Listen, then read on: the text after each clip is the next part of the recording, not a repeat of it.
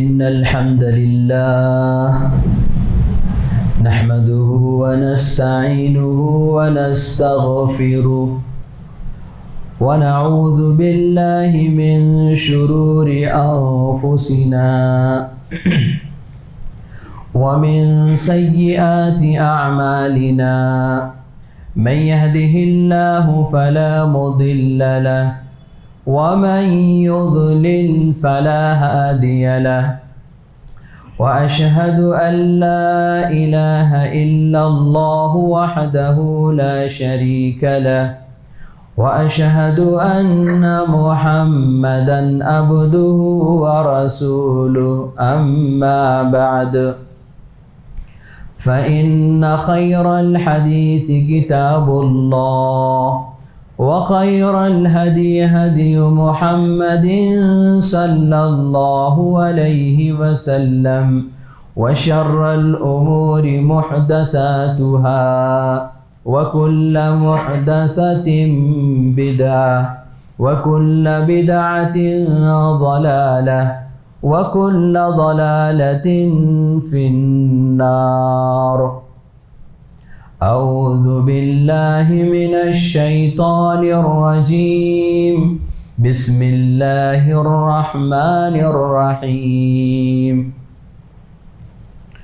يوم نقول لجهنم هل امتلأت وتقول هل من مزيد وأزلفت الجنة للمتقين غير بعيد هذا ما توعدون لكل أواب حفيظ.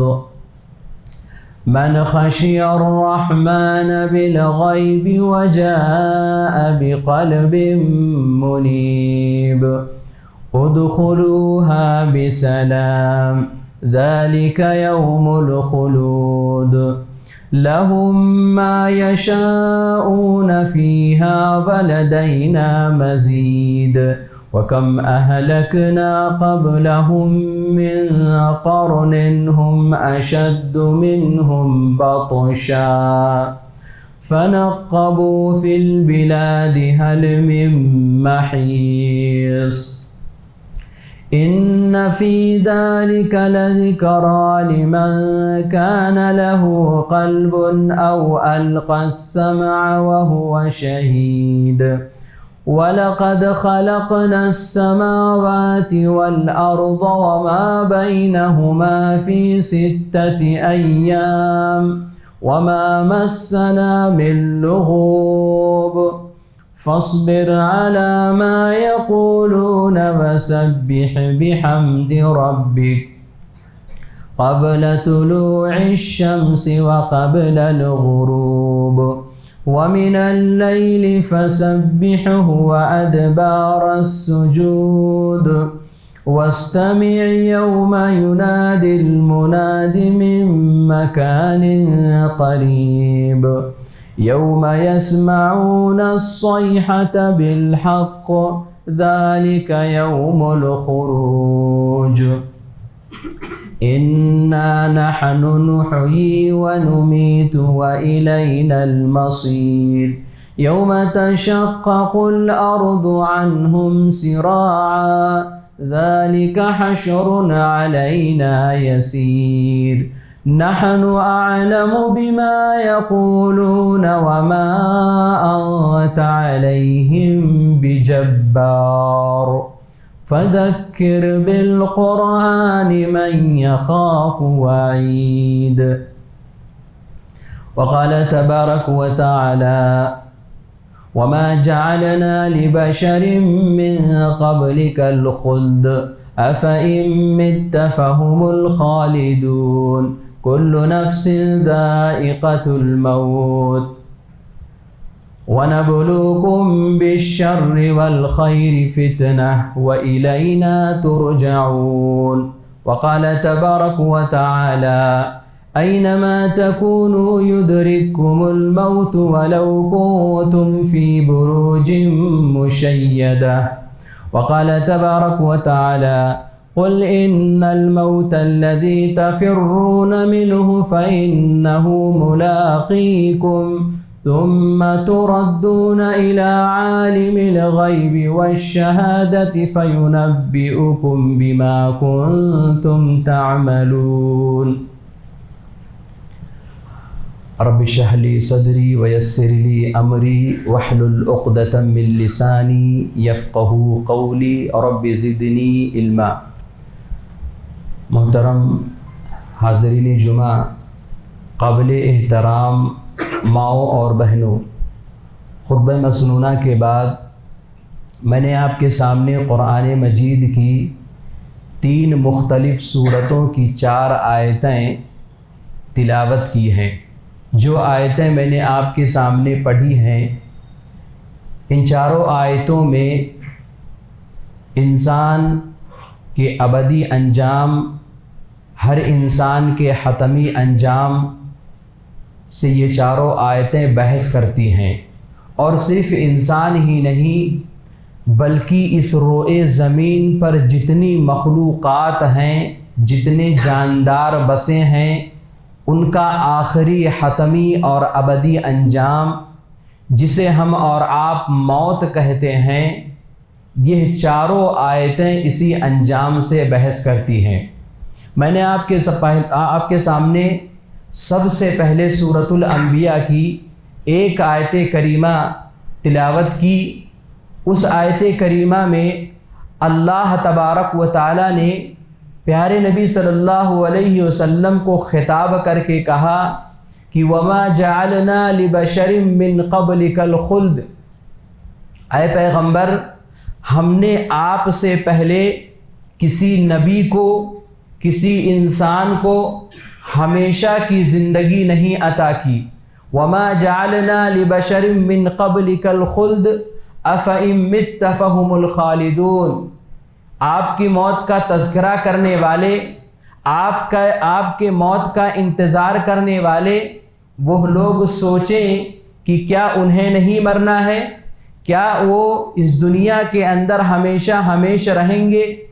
محترم حضرات، اللہ تبارک و تعالیٰ نے اس کے آگے فرمایا کل نفس ذائقۃ الموت، ہر نفس کو، ہر جاندار کو موت کا مزہ چکھنا ہے۔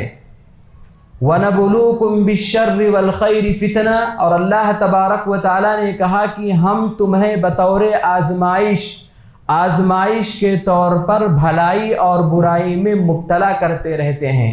وَإِلَيْنَا تُرْجَعُونَ، اللہ تبارک و تعالیٰ نے کہا کہ تم سب کو ہماری ہی طرف لوٹ کر کے آنا ہے۔ محترم حضرات، آیت کا شان نزول کیا ہے؟ آیت کا شان نزول یہ ہے، مفسرین کرام نے لکھا ہے کہ جب مشرکین مکہ نے یہ دیکھا کہ پیارے نبی صلی اللہ علیہ وسلم کی دعوت دن بدن بڑھتی ہی جا رہی ہے، پیارے نبی صلی اللہ علیہ وسلم کی دعوت دن بدن پھیلتی ہی جا رہی ہے، تو انہوں نے آپس میں ایک دوسرے سے کہا کہ اسلام کو پھیلنے دو، اسلام کو بڑھنے دو۔ کب تک اسلام پھیلے گا؟ کب تک اسلام بڑھے گا؟ جب تک محمد زندہ ہیں، اور جب محمد کا انتقال ہو جائے گا، اس دنیا سے محمد چلا جائے گا، اسلام خود بخود مٹ جائے گا۔ اس وقت اللہ تبارک و تعالیٰ نے قرآن مجید کے اندر یہ آیت نازل فرمائی کہ وَمَا جَعَلْنَا لِبَشَرٍ مِّن قَبْلِكَ الْخُلْدَ، اے پیغمبر، یہ بات سچ ہے کہ آپ کو ایک نہ ایک دن مرنا ہے، آپ کو ایک نہ ایک دن انتقال کرنا ہے۔ کیوں؟ اس لیے کہ اللہ تبارک و تعالیٰ کا قانون ہے۔ اللہ تبارک و تعالیٰ نے اس روئے زمین پر جتنے بھی مخلوقات آئے ہیں، سارے کے سارے مخلوقات اس دنیا سے جانے والے ہیں، اس دنیا سے مرنے والے ہیں۔ جتنے پیغمبر آئے، جتنے انبیاء و رسول آئے، سب اس دنیا سے گئے۔ بڑے بڑے حکمران آئے، بڑے بڑے تاجدار آئے، بڑے بڑے نیک آئے، بڑے بڑے صالح آئے، متقی آئے، پرہیزگار آئے۔ جو بھی اس دنیا کے اندر آیا ہے اسے اللہ تبارک و تعالیٰ کی طرف جانا ہے۔ أَفَإِن مِّتَّ فَهُمُ الْخَالِدُونَ، اے پیغمبر، یہ کافر لوگ آپ کی موت کا انتظار کرنے والے لوگ، یہ لوگ سوچیں کہ کیا انہیں نہیں مرنا ہے؟ نہیں، ہرگز نہیں۔ اللہ تبارک و تعالیٰ نے اس روئے زمین پر کسی بھی انسان کو ہمیشگی کی زندگی نہیں عطا کی۔ کل نفس ذائقۃ الموت، اللہ تبارک و تعالیٰ نے کہا کہ ہمارا یہ قانون بالکل اٹل قانون ہے جو کبھی بدلنے والا نہیں ہے، اور صرف انسان ہی نہیں بلکہ اس دنیا کے اندر جتنے مخلوقات ہیں جو جاندار ہیں، سب کو موت کا مزہ چکھنا ہے اور سب کو اللہ تبارک و تعالیٰ کے پاس لوٹ کر کے جانا ہے۔ کوئی بھی شخص یہاں پر رہنے کے لیے نہیں آیا ہے۔ اور سورہ نساء کی جو آیت کریمہ میں نے آپ کے سامنے تلاوت کی، اس آیت کے اندر اللہ تبارک و تعالیٰ نے ارشاد فرمایا، اینما تکونوا یدرککم الموت ولو کنتم فی بروج مشیدہ، اے انسانوں تم جہاں کہیں بھی رہو موت تمہیں آ پکڑے گی، اگرچہ تم مضبوط قلعوں میں بند رہو۔ اور سورۃ الجمعہ کی جو آیت کریمہ میں نے آپ کے سامنے تلاوت کی، اس آیت میں اللہ تبارک و تعالیٰ نے ہم انسانوں سے خطاب کر کے کہا، پیارے نبی صلی اللہ علیہ وسلم سے کہا کہ قل ان الموت الذی تفرون منہ فانہ ملاقیکم، اے انسانوں، اللہ تبارک و تعالیٰ نے پیارے نبی صلی اللہ علیہ وسلم سے کہا کہ اے پیغمبر آپ لوگوں سے کہہ دیجئے کہ وہ موت جس موت کا نام سن کر کے تم کانپ جاتے ہو، جس موت کا نام سن کر کے تم تھرا جاتے ہو، جس موت کا نام سن کر کے تم بھاگتے ہو، کہاں بھاگ کر کے جاؤ گے؟ فَإِنَّهُ مُلَاقِيكُمْ، وہ موت تمہیں آ پکڑے گی، ثُمَّ تُرَدُّونَ إِلَىٰ عَالِمِ الْغَيْبِ وَالشَّهَادَةِ، اور پھر تمہیں اس ذات کی طرف لوٹ کر کے جانا ہے جو ذات عالم الغیب والشہادہ ہے، فَيُنَبِّئُكُم بِمَا كُنتُمْ تَعْمَلُونَ، اور جو کچھ تم اس دنیا کے اندر کرو گے وہ اللہ تبارک و تعالیٰ ساری چیزوں کی خبر تمہیں دے دے گا۔ محترم حضرات، انسان کا ابدی انجام، انسان کا حتمی انجام کیا ہے؟ موت ہے۔ اسی لیے اسلامی شریعت نے مجھ کو اور آپ کو اس بات کی تلقین کی ہے کہ انسان کبھی بھی اپنی زندگی میں اپنی موت کو فراموش نہ کرے، اور یاد رکھو موت کو بھلا کر گزاری والی زندگی، موت کو فراموش کر کے گزاری جانے والی زندگی ناکام زندگی ہے۔ وہ شخص ناکام ہے، وہ شخص نامراد ہے جو اپنی موت کو بھلا کر کے اس دنیا کے اندر جیتا ہے، اور ایسے جیتا ہے کہ جیسے اسے کبھی مرنا نہیں ہے۔ وہ ایسے انتظام کرتا ہے کہ جیسے کبھی اسے اس دنیا سے جانا نہیں ہے۔ وہ ایسے بنگلے بناتا ہے، وہ ایسے محل تیار کرتا ہے اور اتنا سامان جمع کرتا ہے کہ جیسے کبھی اسے اس دنیا سے جانا نہیں ہے، اسے اس دنیا کے اندر ہمیشہ ہمیشہ رہنا ہے۔ آگاہ اپنی موت سے کوئی بشر نہیں، آگاہ اپنی موت سے کوئی بشر نہیں، سامان 100 برس کا ہے پل کی خبر نہیں۔ محترم حضرات، وہ زندگی کامیاب زندگی ہے، وہ زندگی کامیاب زندگی ہے، اور وہ شخص کامیابی انسان ہے جو ہر آن ہر لمحہ اپنے موت کو اپنے سامنے رکھتا ہے، اور وہ یہ سوچ کر کے زندگی گزارتا ہے کہ ایک دن مجھے مرنا ہے، یہ دنیا ایک نہ ایک دن مجھے چھوڑنا ہے، یہ میرا عارضی ٹھکانہ ہے، یہ گھر جو میں بنا رہا ہوں، یہ میرے اپنے جو بیوی بچے ہیں جو میرے ماتحت ہیں، یہ میرے دوست و احباب جو میرے اطراف میں ہیں، ایک نہ ایک دن یہ سب کچھ مجھے چھوڑ کر کے چلا جانا ہے۔ یہ میرا اپنا کاروبار، یہ میرا اپنا تجارت، یہ میرا اپنا سب کچھ ایک نہ ایک دن چھوٹنے والا ہے۔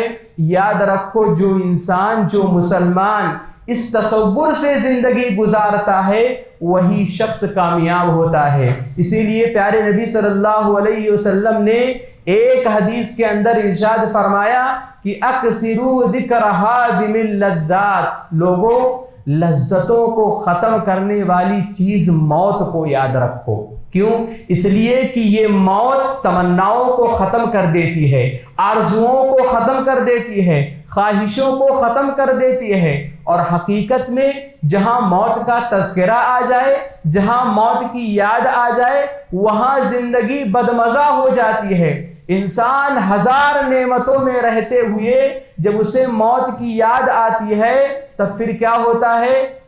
ہزار نعمتوں میں رہتے ہوئے بھی اس کی زندگی بدمزہ ہو جاتی ہے، اسے سکون سے سانس لینے موت دیا نہیں کرتی ہے۔ اور بخاری شریف کی حدیث ہے، پیارے نبی صلی اللہ علیہ وسلم ایک مرتبہ حضرات صحابہ کرام رضوان اللہ علیہم اجمعین کے ساتھ میں بیٹھے ہوئے تھے، اچانک ایک جنازہ گزرا۔ پیارے نبی صلی اللہ علیہ وسلم اس جنازے کو دیکھ کر کے کھڑے ہو گئے۔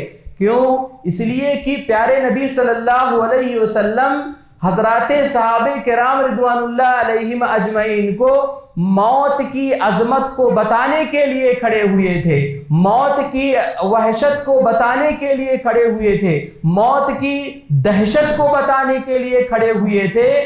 حضرات صحابہ کرام رضوان اللہ علیہم اجمعین نے کہا، اے اللہ کے نبی صلی اللہ علیہ وسلم آپ کیوں کھڑے ہو گئے؟ یہ تو ایک یہودی کا جنازہ ہے۔ پیارے نبی صلی اللہ علیہ وسلم نے فرمایا، الیست نفسا، کیا وہ انسانی جان نہیں ہے؟ یعنی پیارے نبی صلی اللہ علیہ وسلم نے کہا کہ چاہے وہ مسلمان کا جنازہ ہو یا پھر چاہے کسی کافر کا جنازہ ہو، یہ اپنے اندر عبرت رکھتی ہے۔ جس طرح سے مسلمان کی موت سے ہم اور آپ عبرت حاصل کر سکتے ہیں، اسی طرح سے کافر کی موت سے بھی ہم کو اور آپ کو عبرت حاصل کرنا چاہیے۔ اور صرف انسان ہی نہیں بلکہ اگر ہماری نظروں کے سامنے کوئی پتنگا مر رہا ہو، کوئی پتنگا، کوئی چرند پرند، کوئی جانور موت اور حیات کی کشمکش میں مبتلا ہو تو بھی ہمیں اس کی موت سے عبرت حاصل کرنا چاہیے کہ ایک نہ ایک دن مجھے بھی ایسے ہی مرنا ہے اور ایسے مر کر کے اللہ تبارک و تعالیٰ کے سامنے حساب و کتاب دینا ہے۔ اس لیے محترم بھائیو، موت کیا چیز ہے؟ اللہ اکبر! موت ایک پل ہوتا ہے جو محبوب کو محبوب سے ملاتا ہے۔ موت طبعی طور پر ایک انسان تو اس سے ڈرتا ہی ہے، لیکن ایک مومن جو ہوتا ہے، جیسے جیسے وہ مومن موت کے قریب ہوتا ہے ویسے ویسے مومن اللہ تبارک و تعالیٰ سے ملاقات کا اشتیاق رکھتا ہے۔ اللہ تبارک و تعالیٰ کی نعمتوں کی پانے کے شوق میں اسے مومن بے چین ہو جاتا ہے کہ کیسے میں اس دنیا سے جلدی سے چلا جاؤں۔ آپ جانتے ہیں، آپ کو معلوم ہے، پیارے نبی صلی اللہ علیہ وسلم نے ایک مرتبہ نماز جنازہ پڑھائی اور نماز جنازہ میں یہ دعا پڑھی کہ اللہم اغفر لہ وارحمہ وعافہ واعف عنہ واکرم نزلہ ووسع مدخلہ بالماء والثلج والبرد ونقہ من الخطایا كما نقيت الثوب الأبيض من الدنس وأبدله دارا خيرا من داره وأهلا خيرا من أهله وزوجا خيرا من زوجه وأدخله الجنة وأعذه من عذاب القبر وعذاب النار۔ پیارے نبی صلی اللہ علیہ وسلم نے ایک نماز جنازہ پڑھائی اور اس نماز جنازہ میں پیارے نبی صلی اللہ علیہ وسلم نے یہ دعا پڑھی۔ حضرت عوف بن مالک رضی اللہ تعالیٰ عنہ کہتے ہیں کہ اس نماز جنازہ کے اندر میں شریک تھا۔ پیارے نبی صلی اللہ علیہ وسلم نے اس میت کے حق میں بہت ساری دعائیں دی۔ آپ اس کے ترجمے پر غور کریں تو آپ کو پتہ چلے گا کہ پیارے نبی صلی اللہ علیہ وسلم نے کتنی پیاری دعائیں دی۔ اے اللہ تو اسے بخش دے، اس پر رحم فرما، اس کو عافیت دے، پروردگارہ اسے معاف فرما دے، پروردگارہ اس کی مہمان نوازی کر۔ اور اس طرح سے پیارے نبی صلی اللہ علیہ وسلم نے اس کے گناہوں کی معافی تلافی کے لیے پیارے نبی صلی اللہ علیہ وسلم نے دعائیں کی۔ حضرت عوف بن مالک رضی اللہ تعالیٰ عنہ کہتے ہیں کہ پیارے نبی صلی اللہ علیہ وسلم کی زبانی یہ دعا سن کر کے، اتنی پیاری دعا سن کر کے میرے دل نے کہا کہ کاش اس میت کی جگہ پر میں ہوتا، کاش اس میت کی جگہ پر میں ہوتا اور پیارے نبی صلی اللہ علیہ وسلم کی زبانی اس دعا کا مستحق میں ہو جاتا۔ کہنا یہ ہے موت مومن کے لیے ایک ذریعہ ہے جو پیارے کو پیارے سے ملاتا ہے، موت مومن کے لیے ایک پل ہوتا ہے جو محبوب کو محبوب سے ملاتا ہے۔ ایک انسان، ایک مومن اللہ تبارک و تعالیٰ سے محبت کرتا ہے اور اللہ تبارک و تعالیٰ بھی اس سے محبت کرتا ہے۔ آپ جانتے ہیں محترم حضرات، بخاری شریف کی روایت ہے، پیارے نبی صلی اللہ علیہ وسلم ایک مرتبہ حضرات صحابہ کرام رضوان اللہ علیہم اجمعین کے ساتھ میں بیٹھے ہوئے تھے۔ ایک جنازہ گزرا، پیارے نبی صلی اللہ علیہ وسلم کو نے اس جنازے کو دیکھ کر کے کہا مستریح او مستراح۔ پیارے نبی صلی اللہ علیہ وسلم نے کہا یہ جنازہ، یہ انسان یا تو آرام کرنے کے لیے جا رہا ہے یا پھر آرام دے کر کے جا رہا ہے۔ حضرات صحابہ کرام رضوان اللہ علیہم اجمعین نے کہا اللہ کے نبی صلی اللہ علیہ وسلم اس جملے کا کیا مطلب ہے؟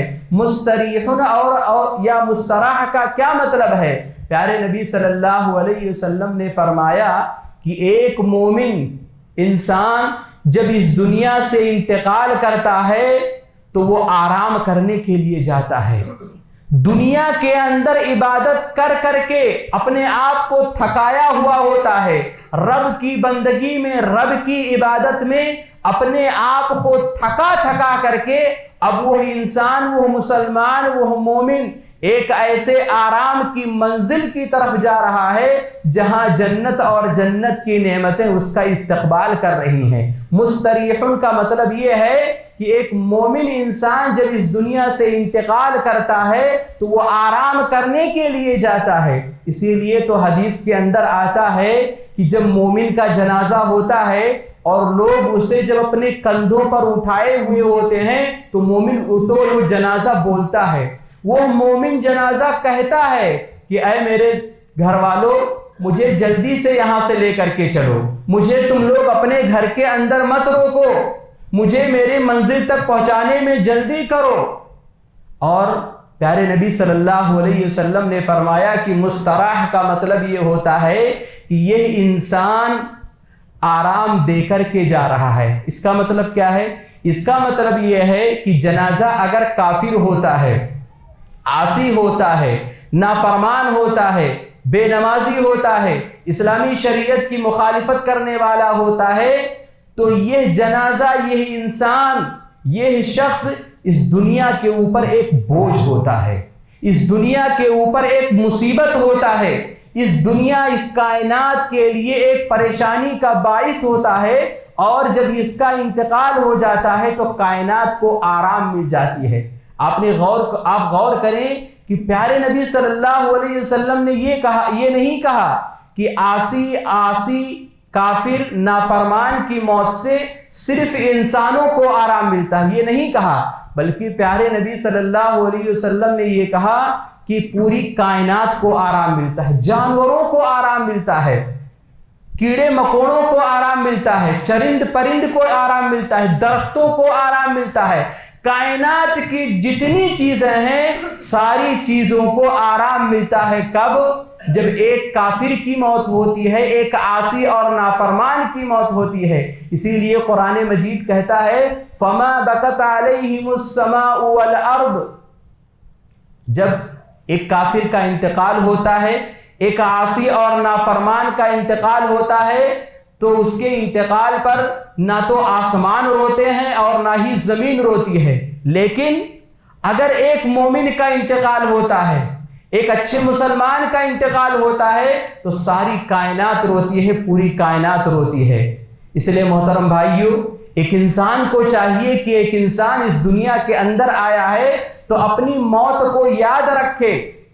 آپ جانتے ہیں، آپ کو معلوم ہے سلیمان بن عبد الملک اموی خلیفہ ہیں، اموی حکمراں ہیں۔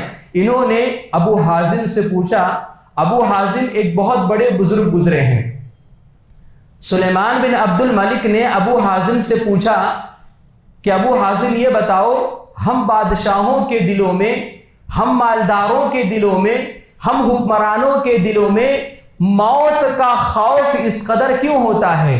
ابو حازم نے کہا کہ بادشاہ سلامت، بات ایسی ہے کہ آپ لوگ اپنی دنیا میں مست ہو کر کے اپنی آخرت کو ویران کر لیتے ہو، اپنی آخرت کو برباد کر لیتے ہو، اس لیے آپ کو اپنی موت سے ڈر لگتا ہے۔ لیکن اس کے مقابلے میں جو اللہ والے ہوتے ہیں، اللہ والے اپنی دنیا کو تو خراب کر لیتے ہیں، اللہ تبارک و تعالیٰ کی عبادت کر کے، اللہ تبارک و تعالیٰ کی اسلامی شریعت کے مطابق عمل کر کے اپنی دنیا کو تو خراب کر لیتے ہیں، لیکن اپنی آخرت کو آباد کر لیتے ہیں۔ اس لیے ایک مومن جب اس دنیا سے انتقال کرتا ہے، اس کے جب موت کا وقت آتا ہے تو وہ خوش ہوتا ہے۔ پیارے نبی صلی اللہ علیہ وسلم نے فرمایا کہ ایک انسان، ایک مسلمان، ایک مومن جب انتقال کرتا ہے تو وہ نہایت ہی سکون و اطمینان کے ساتھ انتقال کرتا ہے۔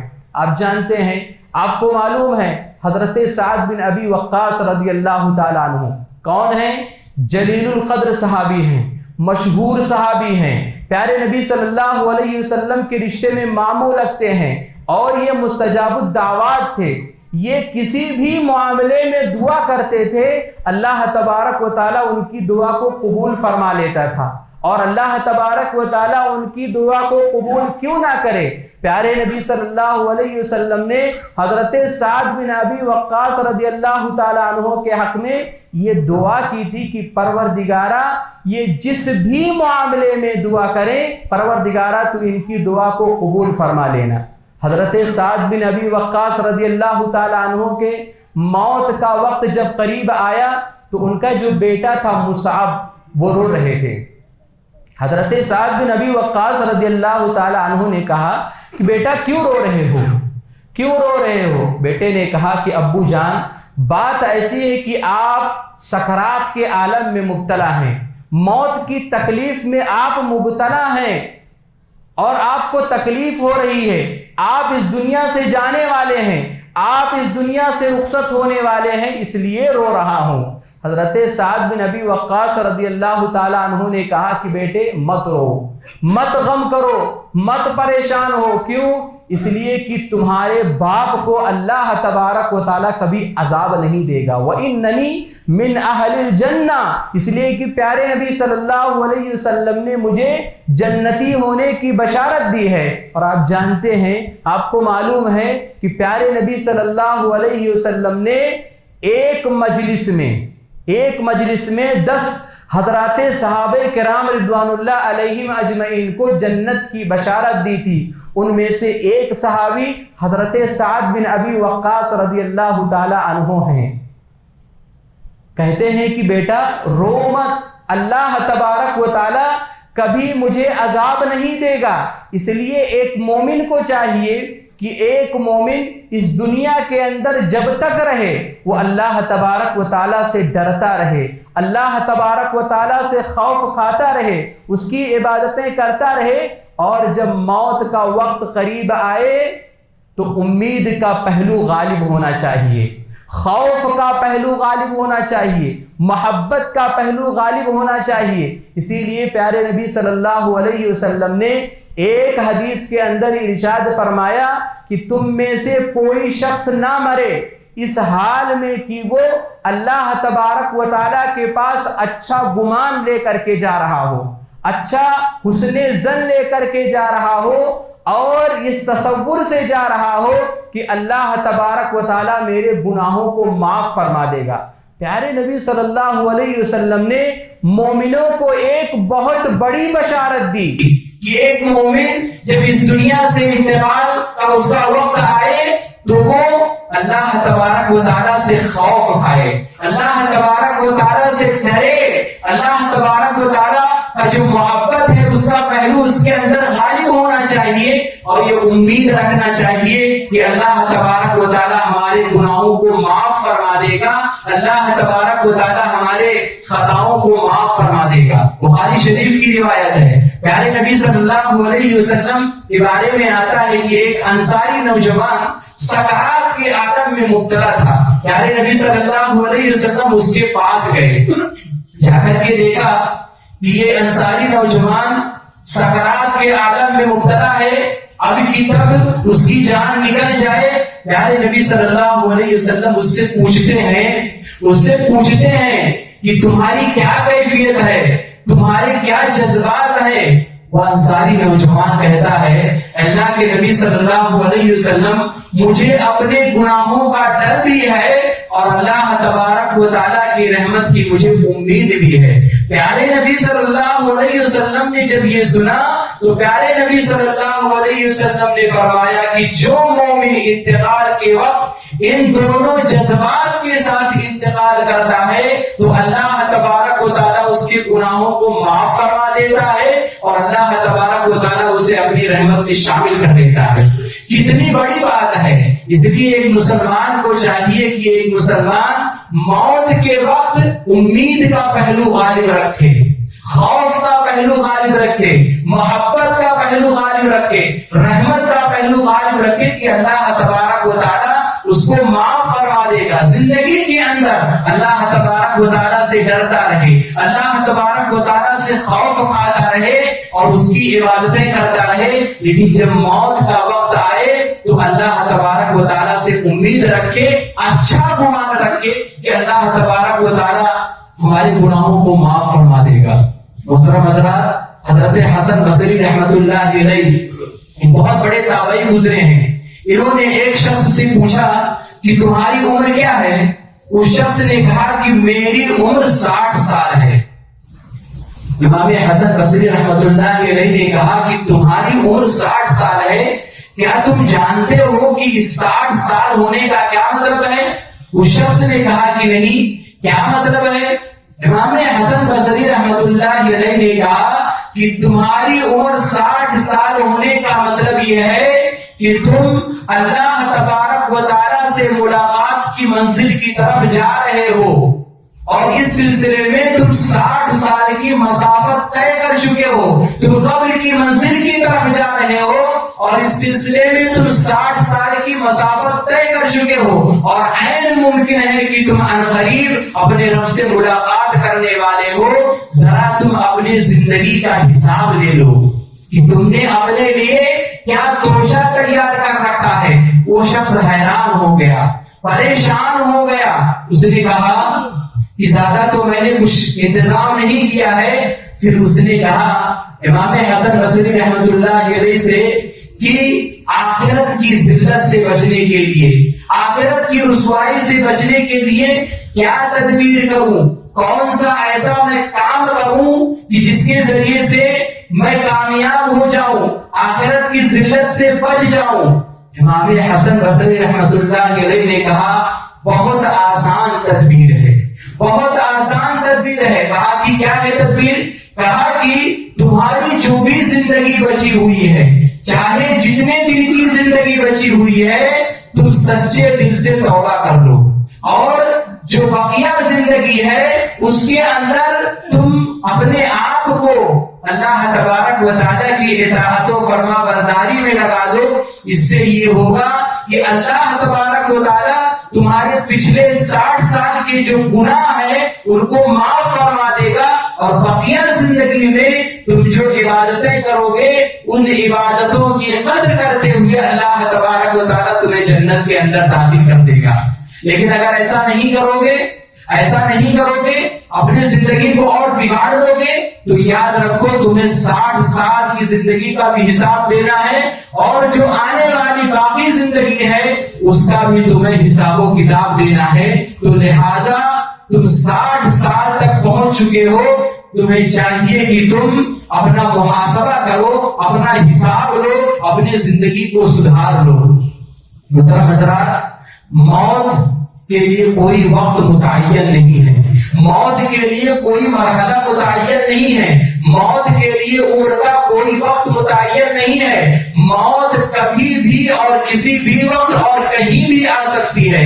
इसलिए एक मुसलमान को चाहिए कि मौत आने से पहले पहले वो तैयारी करे, मौत को ना भूले, मौत को हमेशा याद रखे। सलफ कहा करते थे और एक रिवायत के मुताबिक حضرت عمر فاروق رضی اللہ تعالیٰ عنہ کہا کرتے تھے کہ موت سب سے بڑا ناصح ہے، موت سب سے بڑا واعظ ہے، موت سب سے بڑی نصیحت ہے، موت سب سے بڑی عبرت ہے، موت سب سے بڑا سبق ہے۔ کیا مطلب ہے اس کا مطلب یہ ہے کہ ایک انسان 1000 تقریریں سنتا ہے، سنبھلتا نہیں ہے، ایک انسان 1000 خطبے سنتا ہے، سنبھلتا نہیں ہے، ایک انسان 1000 کتابیں پڑھتا ہے، سنبھلتا نہیں ہے، سدھرتا نہیں ہے، لیکن اس کے کسی عزیز کے ساتھ، اس کے کسی رشتے دار کے ساتھ کوئی حادثہ اس کے نظروں کے سامنے ہو جائے، اس کے نظروں کے سامنے کسی کا انتقال ہو جائے، کسی کا موت آ جائے، وہ موت اس انسان کو ایسا سبق دیتی ہے کہ وہ موت اس انسان کو سبق پڑھا کر کے رکھ دیتی ہے، سدھار کر کے رکھ دیتی ہے، سنبھال کر کے رکھ دیتی ہے۔ اور یاد رکھو، جو شخص موت سے نہ سمجھے، موت سے نہ سدھرے، موت سے سبق حاصل نہ کرے، یاد رکھو وہ شخص دنیا کا گیا گزرا انسان ہے۔ انسان دیکھ رہا ہے، صبح و شام دیکھ رہا ہے، جنازے کو دیکھ رہا ہے، دوستوں احباب جا رہے ہیں، رشتے دار جا رہے ہیں، ہمارے اپنے قریبی لوگ جا رہے ہیں، پھر بھی وہ غفلت میں پڑا رہے۔ یاد رکھو ایسے انسان کے لیے کوئی نصیحت، اگر موت اس کے لیے کارگر ثابت نہیں ہو سکتی ہے تو پھر دنیا کی کوئی نصیحت اس کے لیے کارگر نہیں ثابت ہو سکتی ہے۔ محترم حضرات، موت ایک بہت بڑی نصیحت ہے۔ کہنا یہ ہے کہ ابھی ہمارے درمیان ایک مصلی، ایک بہت اچھے مصلی جو آپ کی اس مسجد کے نمازی تھے، ہمارے ساتھ رہتے تھے، اٹھتے تھے، بیٹھتے تھے، اللہ تبارک و تعالیٰ کی طرف سے بلاوا آیا، انہیں جانا پڑا۔ محترم حضرات، بہت ضروری ہے کہ ہم اور آپ اپنی موت کو اپنے سامنے رکھیں اور اپنے سامنے رکھ کر کے اپنی زندگی گزاریں۔ اور جانے والے نے اپنی موت آنے سے پہلے ایسی تیاری کر کے رکھی تھی جو اسلامی شریعت ہم کو اور آپ کو تعلیم دیتی ہے۔ جانے والا جب گیا تو جو مصلی حضرات، جو نمازی حضرات تھے، وہ جانتے تھے کہ وہ کیسے انسان تھے، کتنا سنجیدہ تھے، کس طرح سے نمازوں کا اہتمام کرتے تھے، بہت ساری خوبیاں اس کے اندر تھی۔ جب لوگوں کے کانوں سے یہ بات ٹکرائی کہ بھائی چلے گئے، اللہ تبارک و تعالیٰ نے ان کو اپنے پاس بلا لیا ہے، سارے لوگوں کے منہ سے، دل سے ایک آہ نکلی۔ کیوں؟ اس لیے کہ اس انسان نے، اس شخص نے ویسی زندگی اس مسجد سے لگ کر کے گزار کر کے گیا۔ آپ دیکھیں، آپ سبھی کہتے ہیں کہ وہ انسان ایسا تھا کہ اس مسجد کے اندر جب نماز پڑھنے آتا تھا، کوئی ایک کچڑا دیکھتا تھا۔ مسجد کے اندر کچڑا کیسے آتا ہے؟ کوئی انسان بیٹھا ہوا ہے، دانت سے ناخن کاٹ کر کے نیچے گرا دیا، داڑھی ہے، داڑھی کے بال گر گئے، وہ چھوٹے چھوٹے جو کچڑے دکھتے تھے مسجد کے اندر، وہ انسان، وہ شخص اس کو چن چن کر کے اپنے جیب کے اندر رکھ لیتا تھا اور پھر باہر جا کر کے اس کو پھینک دیتا تھا۔ کیوں؟ اس لیے کہ وہ انسان، وہ شخص جانتا تھا کہ مسجد کی خدمت کرنا یہ بہت ہی عزت و شرف کی بات ہے۔ محترم حضرات، میں کوئی بہت بڑی خدمت کی بات نہیں کرتا ہوں، مسجد کے اندر جھاڑو لگانا، مسجد کا کوئی کام کر دینا، یہ بہت ہی عزت و شرف کی بات ہے۔ پیارے نبی صلی اللہ علیہ وسلم نے مسجد نبوی کے قبلے کی دیوار پر بلغم دیکھا، کسی نے تھوک دیا تھا۔ پیارے نبی صلی اللہ علیہ وسلم کیا کرتے ہیں؟ کھجور کا ایک لکڑی لے کر کے اس کو کھوش کر کے اس کو دور کرتے ہیں، صاف کرتے ہیں اور عبیر نامی ایک خوشبو منگا کر کے اس پر لگا دیتے ہیں۔ پیارے نبی صلی اللہ علیہ وسلم اگر چاہتے تو حضرات صحابہ کرام رضوان اللہ علیہم اجمعین کی تعداد سینکڑوں میں تھی، کسی کو بھی آرڈر کر دیتے حکم دیتے تھے کہ صاف کر دو. صلی اللہ علیہ وسلم نے کسی کو حکم نہیں دیا بلکہ خود پیارے نبی صلی اللہ علیہ وسلم نے اپنے ہاتھوں سے ایک انسان کے بلغم کو صاف کیا. کہنا یہ ہے کہ مسجد کے اندر جھاڑو دینا، مسجد کی خدمت کرنا یہ بہت ہی عزت و شرف کی بات ہے. ایک مسلمان کو چاہیے کہ ایک مسلمان اپنے اس مسجد کی چھوٹی خدمت ہو بڑی خدمت ہو زیادہ سے زیادہ کرے. محترم حضرات، میں کچھ باتیں ان کی زندگی سے میں نوٹ کر رہا تھا، بہت ساری باتیں تھی اور اس لیے میں آپ کے سامنے رکھتا ہوں کہ آپ سب لوگ ان کو ایک اچھا انسان جانتے تھے، ایک اچھا مصلی جانتے تھے. ان کی زندگی سے ان کی موت جو واقع ہوئی ہے، ان کے موت سے ہم سب کو عبرت حاصل کرنی چاہیے، ہم سب کو سبق لینا چاہیے کہ ایک انسان جو اس دنیا کے اندر ہمارے ساتھ تھا، اتنی اچھی زندگی گزار رہا تھا، اللہ تبارک و تعالیٰ نے اسے اپنے پاس بلا لیا. محترم حضرات، جانے والے میں ایک خوبی یہ تھی کہ وہ سنتوں کے پابند تھے. پیارے نبی صلی اللہ علیہ وسلم کی ایک ایک سنت پر وہ عمل کرنے کے حریص تھے. پوچھ کر کے، آپ جانتے ہیں جمعہ کے دن ہاٹکے سرا کرتے تھے. جمعہ کے دن ہاٹکے سے وہ پیدل آتے تھے اور پیدل جایا کرتے تھے. یہ معمول تھا ان کی زندگی کا. کیوں؟ وہ جانتے تھے کہ ایک ایک قدم پر نیکیاں ملتی ہیں، قدم قدم پر گناہ معاف ہوتے ہیں، قدم قدم پر درجات بلند ہوتے ہیں. پیارے نبی صلی اللہ علیہ وسلم کی ایک ایک سنت پر وہ عمل کرنے والے تھے. اور آپ سب جانتے ہیں سر سے لے کر پیر تک ان کو اگر آپ دیکھ لیں، کبھی ان کا پائجامہ ٹخنے سے نیچے نہیں رہا کرتا تھا. یہ کتنی بڑی بات ہے. آج ہم مسلمانوں کا حال یہ ہے کہ ہم اور آپ ہمیشہ اپنے کپڑے ٹخنے سے نیچے رکھا کرتے ہیں. یہ اچھی بات نہیں ہے. اسی طرح سے محترم بھائیوں، جانے والے کے اندر ایک خوبی یہ تھی کہ وہ مسجدوں کو آباد کرنے والے تھے. وہ یہ سوچتے تھے کہ یہ مسجد آباد ہو اور اسی لیے نمازوں کے بعد، نماز ختم ہونے کے بعد کافی وقت تک مسجد کے اندر بیٹھ کر کے ذکر و اذکار کیا کرتے تھے، قرآن مجید کی تلاوت کیا کرتے تھے. اور محترم حضرات، 5 وقتہ نمازوں کا اہتمام بڑی سنجیدگی کے ساتھ کیا کرتے تھے. آج ہم مسلمان ہیں، ہم کو اور آپ کو اس کی فکر نہیں ہے. وہ جانتے تھے کہ نماز پڑھنا یہ اہل ایمان کا شعار ہے اور نماز نہ پڑھنا یہ اہل کفر و شرک کی پہچان ہے. وہ جانتے تھے کہ کل قیامت کے دن حشر کے میدان میں سب سے پہلے جس چیز کا سوال و جواب ہوگا وہ نماز ہوگا.